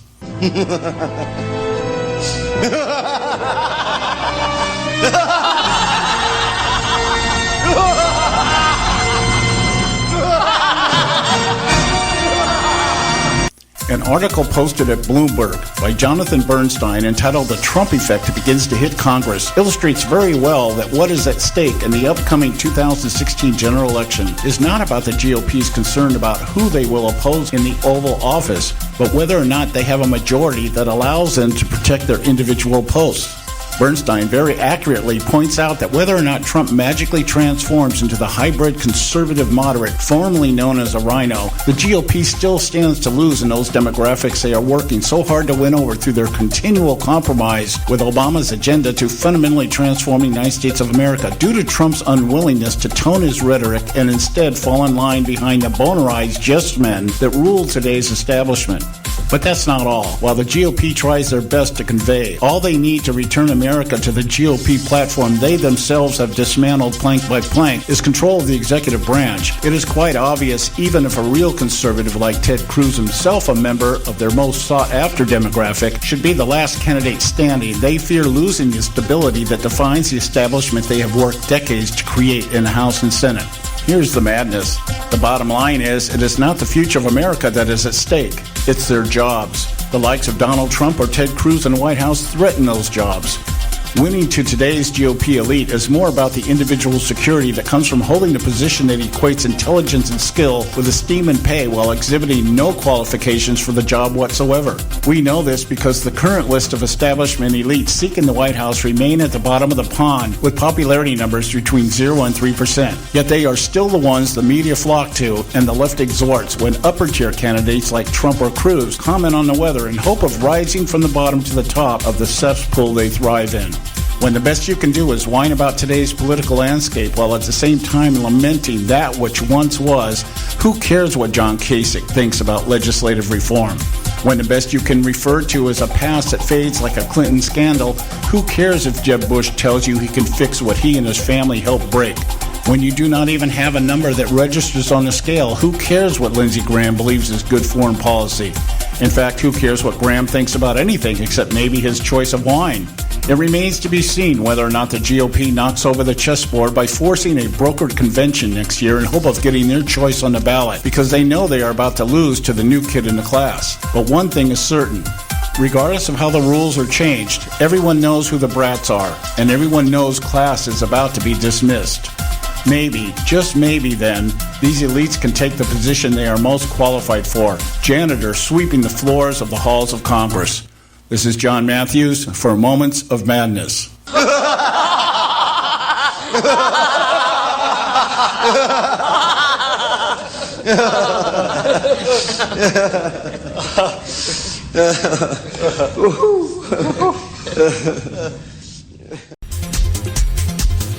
You can catch all our archives at theconservativesyndicate.net. The Conservative Syndicate. Real conservative talk from real conservatives.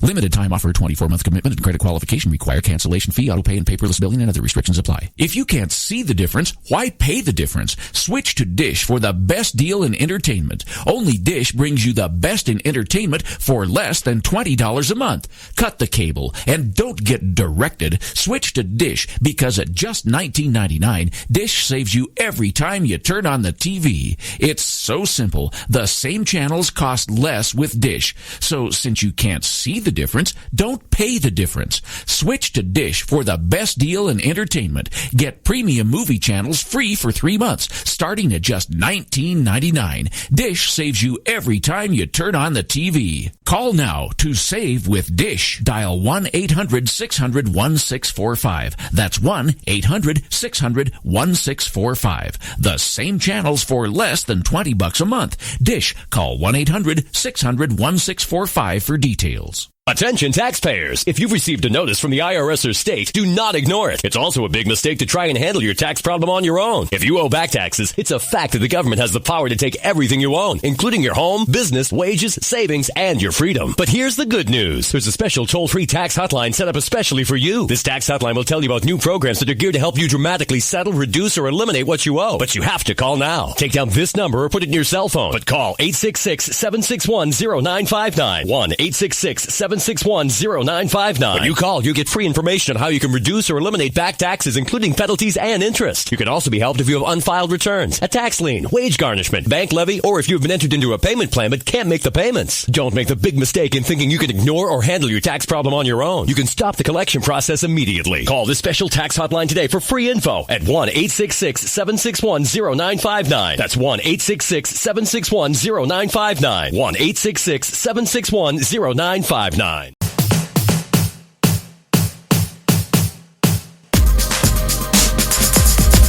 and we're back, and you're listening to the Conservative Syndicate, real conservative talk from real conservatives. I got Karen Sigmund, our senior conservative panel member, sitting. I don't know where you're at right now. I know she's on her phone. That must mean are you in your car or at work? I'm in my car. I'm between here and there. Just a long, hectic day. Life is busy. Yeah, it's great to be working again, though, right? Yes, it is. And I really have one of the best jobs ever as a teacher. I'm just loving it. Yeah, you're and one of every day there's an opportunity to talk about, something that they've been indoctrinated the wrong way about. So yeah, to be able to be a truth teller to kids is really terrific. Yeah, one of those jobs that Barack Obama claimed he created the other night.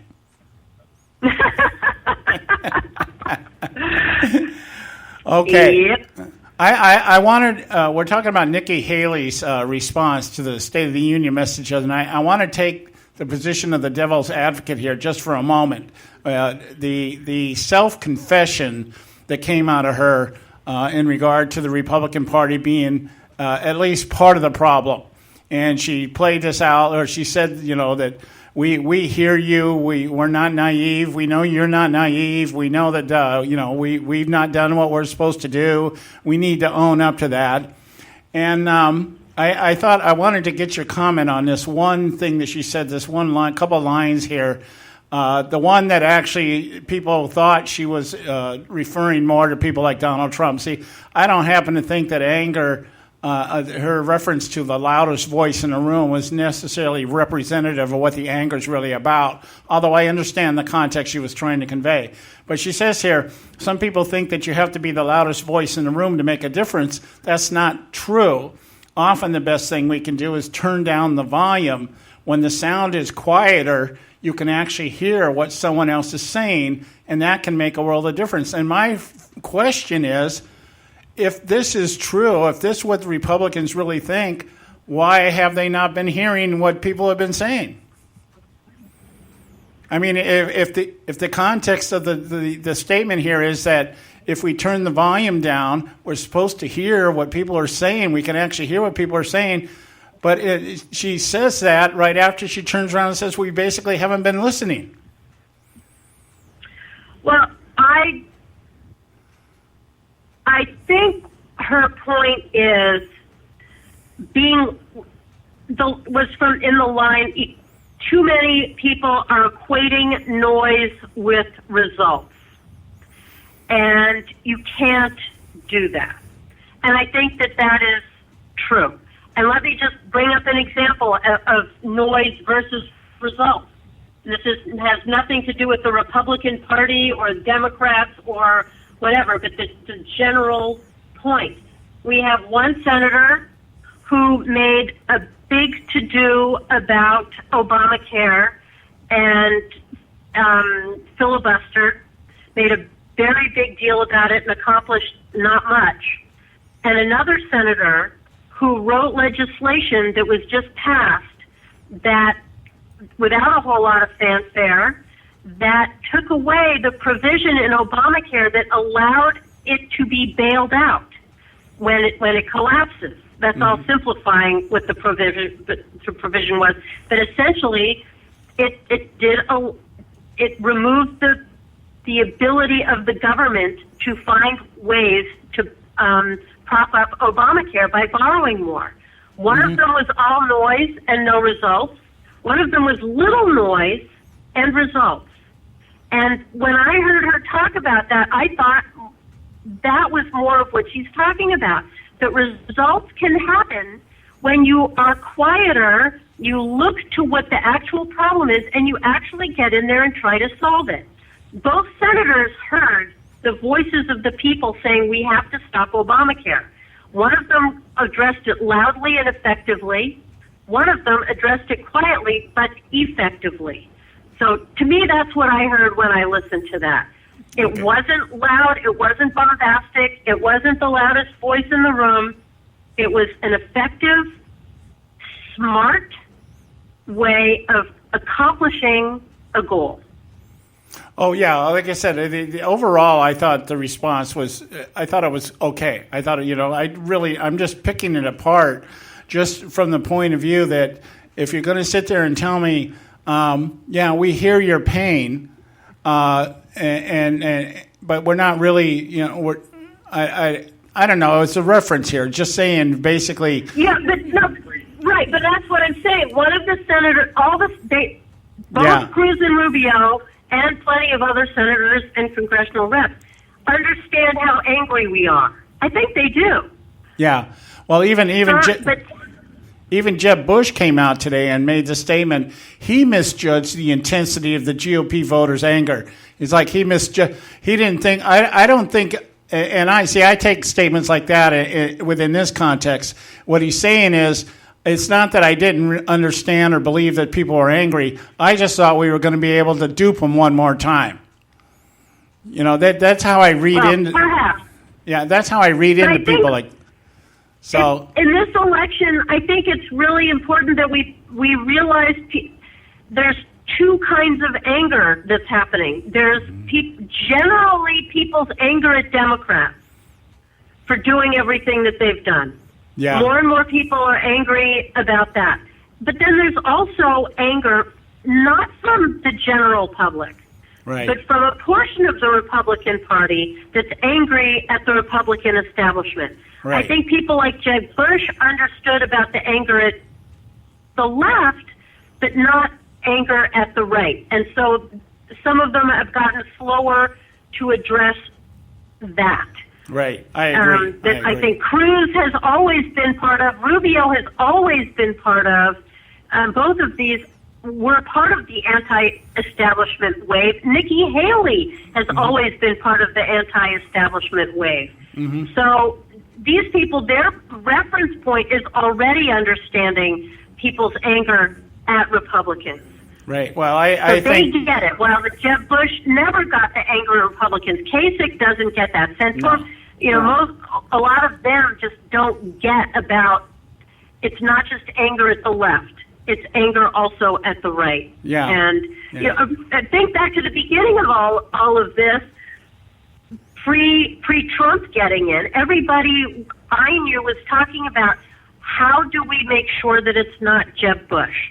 Right. How do we make sure that we don't have the establishment candidate thrown at us? And so that was what everybody wanted to make sure of. And now there's two different people want to make sure, some people want to make sure aren't the candidate. Neither Jeb nor Trump. That we see a better way to dealing with the left and to dealing with how to turn the country around than going either the establishment path or the politics of anger, rhetoric, and no actual plan. Yeah. So, what's going to be? So it's hard. There's two of them we don't want. What do you do? It's going to be interesting. Should it all pan out and come November, we find ourselves with Donald Trump as president? At this point, anything's possible. But it's going to be interesting. What do we do now? I kind of think of that movie, The Candidate, where Robert Redford just ran just for the hell of it, and he ends up winning. And his campaign manager looks at him and goes, "Well, what do we do now?" Right, worst nightmare. I really don't think Donald Trump ever. I really don't think he meant it to even get this far. I think he's riding high on a wave of celebrity. Right. That's what he is. Nobody can point to a single thing he would actually do. Right. There's nothing. But he's a feel-good guy for people for whom he makes people feel good. But I think he's just as astonished as anybody that he's gotten this far. We will see what happens in Iowa, and then what happens? Will he, when he loses, which I strongly believe he will, then what? Then does he blame people for not being fair, or will he say, you know what, it's been really fun, kudos to you all, and I wish you the best, and I will do what I can to help the best person win. Okay. I can't imagine that, but I think at some point he's got to see that while this is great at playing number one candidate, being president is a whole other thing. Yeah. So as in the candidate, I don't see it happening. What's really interesting, though, aside from Trump, is what's going on the left. That Bernie Sanders is creeping up on Hillary.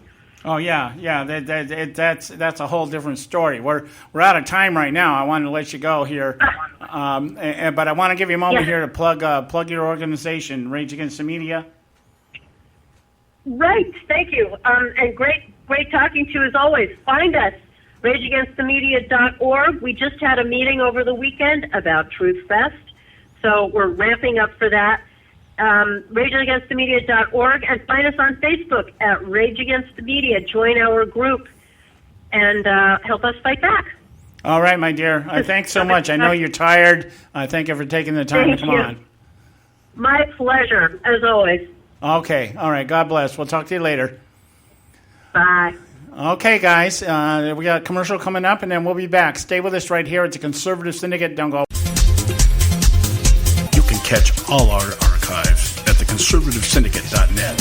The Conservative Syndicate. Real conservative talk from real conservatives. Term life insurance. It can be a powerful way to protect your assets and your family. You work hard to earn and save your money to build a nest egg for the future. Don't let it get wiped out because you didn't plan ahead. Take the time now and make a small investment in $500,000 or more in quality term life insurance. Call the Term Lifeline and let us shop the best companies to give you the lowest rates. We specialize in policies of $500,000 and above. Ask about some of our 10 and 20-year fixed rate plans with guaranteed rates. Call the Term Lifeline right now for your free insurance quote. 800-870-3609. 800-870-3609. You owe it to yourself to protect your family and your assets. Make term life insurance part of that plan. Call the Term Lifeline right now. 800-870-3609. 800-870-3609. Hey folks, if you're like me, you don't place a whole lot of trust in today's media for the real truth and facts regarding the volatile world of finance and politics. When I want the real scoop on money, I go to the most trusted source I know, my good friend and colleague, Bob Cardoso. Bob is a noted expert with a PhD in international finance who airs his nationally known, globally syndicated show, Robert Cardoso Live, daily, Monday through Friday from 4 to 6 p.m. Pacific Time. With Bob, you'll get the right information at the right time from someone who knows his business and can help you make the right decision concerning yours. Again, Bob airs daily, Monday through Friday from 4 to 6 p.m. Pacific Time. Visit his website at robertcardosolive.com for information regarding stations and topics. That's robertcardosolive.com. Check Bob out. You'll be glad you did.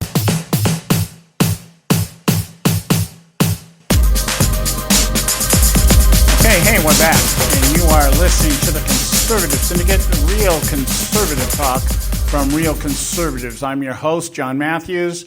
Joe Hickles is off tonight, recovering from a Donald Trump rally last night. He should be back with us tomorrow and is going to give us an update, a report on what took place last night out there in Pensacola.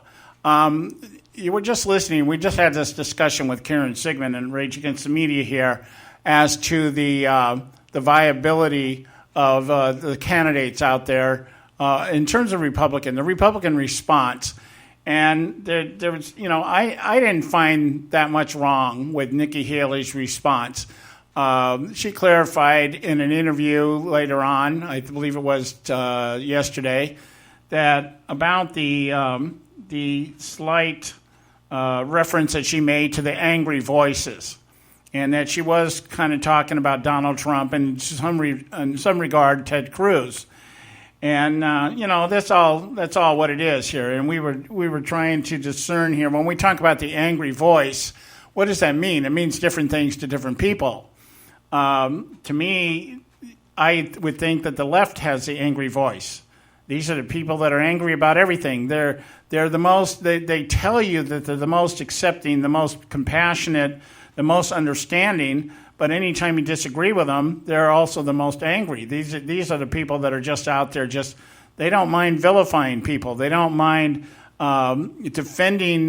Their views are so imperative to be accepted that we hear people like Joyce Baer on The View say that she wouldn't mind voting for a rapist as long as the rapist was liberal.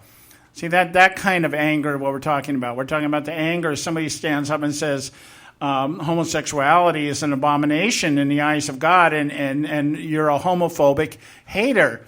And so there's a lot of violent and anger directed at something like that. Harvesting baby organs and killing the unborn. And you stand up and say, well, what about the sanctity of life?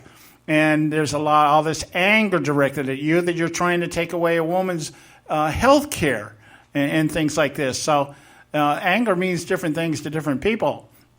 Now, when it comes to the anger that Donald Trump has locked into or interpreted correctly, and he's carrying the narrative based on that anger, and it can be said that when he's out there speaking at his rallies, he's feeding that anger for the purpose of bringing about his election. That in and of itself is again, there are certain degrees of that. There are those that are out there that perhaps want Donald Trump up there because he's a white, successful businessman. And the idea that you had this community organizer, this black community organizer from Southside Chicago, become president and has tried to use his color to advance an agenda that is anti-white. Now, some people perceive it that way. I don't look at it necessarily that way. I see it strictly in political terms or even in spiritual terms. It's a godless progressive out there trying to destroy the godly conservatism that this country was established on. The color and everything else, those are elements. That's methodology. That's tactics and strategy. And I'm not about that. I'm about the ideology and the theology behind the motivation. How they do it is not important to me, because Hillary Clinton and Bill Clinton and Jimmy Carter and all the rest of them, Wasserman Schultz and Nancy Pelosi and Harry Reid, they're all guilty of the same thing. So I'm colorblind when it comes to that. It's strictly ideological lines for me. But here's something that I want to close with this comment today, that the idea that what Nikki Haley is trying to project is this idea that the Republican establishment is above this anger. Yeah, they recognize it. They acknowledge it. They might even half-heartedly take blame for being part of the problem, although they have their own excuses as to why. They don't control the White House. First it was we didn't control the House. They got the House. They didn't control the Senate. They got the Senate. Now it's we didn't control the White House. And if they get the White House, what are they going to say then? What are they going to do if they get a Ted Cruz sitting in the White House come January 17th, 2017? What are they going to do? How are they going to deal with somebody who can now do what they claim they want to do but have refused to do, using the left as a shield, that kind of thing? And so when I look at it, this is what I see here. The anger that we're talking about in terms of what's going on in the Republican establishment, what's going on in the Republican Party at this point, is something that the establishment types, I think, have always have recognized and understand, but have just ignored. I think that they just thought that they were going to be able to continue to do what business as usual, because the way that the politics are set up is, what choice do Republicans really have? What choice do you really have when it comes down to voting? You got a choice between Hillary Clinton and Jeb Bush. You're going to vote for Jeb Bush because he has an R after his name. Never mind the fact that they're two sides of the same coin. Now, Jeb Bush is coming out and he's saying, in line with this anger argument, that he misjudged the intensity of anger amongst Republican voters. But I want to leave you with this comment. He made this comment when he was in an interview. I believe it was an Associated Press interview. Jeb Bush says he misjudged the intensity of anger among Republican voters before his White House campaign and believes the country in 2016 is dramatically different than in past elections. Well, that goes without saying. Yet he insists he is still a viable candidate for the Republican presidential nomination, and one who has broadened his mission to include defending conservatism from GOP frontrunner Donald Trump. He has broadened his mission to include defending conservatism from GOP frontrunner Donald Trump. What about broadening your mission to defend conservatism from DNC frontrunner Hillary Clinton or Bernie Sanders or Barack Obama? See, here's the point. You guys have never defended conservatism at all. You never defended it against Barack Obama's onslaught, against your party, and against the ideology that conservatism embrace. He says, I just think it's important to fight this fight. I don't know what the consequences politically for me are, but I do think it's important that the Conservative Party nominate a conservative, and that someone understands the role of someone that understands the role of America in the world. Well, here's the point, Mr. Bush. You don't understand that you are not a conservative. You don't understand. You're telling us you want to defend something that you yourself do not adhere to. And now you're broadening your mission? What was your mission before this? Wasn't your mission at the outset supposed to be defending conservatism? You're the one that tells everybody you were conservative. You're the one that tells everybody you're a conservative governor in Florida. What happened? How come all of a sudden now it's a mission? It's because it never was the case, and now you're trying to backpedal. We're out of time, guys. We'll be back tomorrow, same time, 3 o'clock here on the West Coast and 6 o'clock on the East Coast. We love you. Take care. God bless you. Thanks for tuning in to this edition of the Conservative Syndicate, the globally syndicated, politically incorrect talk show that seeks to tear down the imaginary wall of separation between church and state. We want to make you aware you can find and access all of our show archives at our website, theconservativesyndicate.net, as well as our broadcast stations and times. That's the conservativesyndicate.net. We so appreciate you taking time to tune in, and we so look forward to continuing to bring you the best and uncompromised talk radio available on the net today. And remember, folks, it doesn't matter how many times you get knocked down in life. It only matters how many times you get up. I'm John Matthews, signing off until next time, right here on the Conservative Syndicate. God bless you, and may God continue to bless America.